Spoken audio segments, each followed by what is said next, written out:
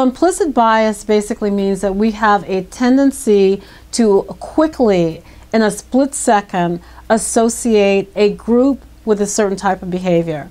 And we may be unaware that we do that, and so the more aware, the more cognizant we become of our implicit biases, the more likely we are to not make those generalizations and draw those unfair conclusions about individuals that we're working with. What I have done essentially is I've taken that work from Harvard University on implicit bias and I have coupled it with critical race theory, feminist theory, to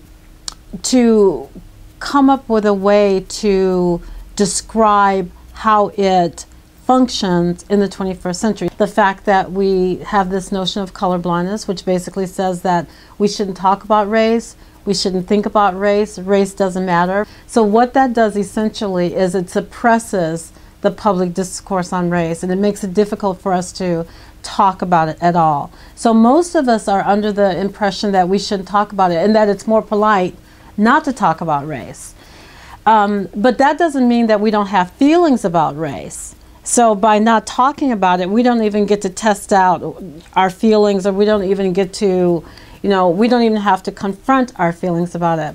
So I'm very honored to have been chosen for the Livingston Award because it gives me an opportunity to share with my colleagues and the students at Sacramento State University and the community the work that I do and the work that I think is very, very important. I think race is still one of the hardest conversations that we can have in our society. And so I think that hopefully I can share with my colleagues and even with students that the importance of having this conversation and the fact that just by talking about race doesn't make us racist. As a matter of fact, I like to tell my students that having conversations about race, being able to talk about it intelligently and comfortably means that we're going to become the best leaders in the 21st century and beyond.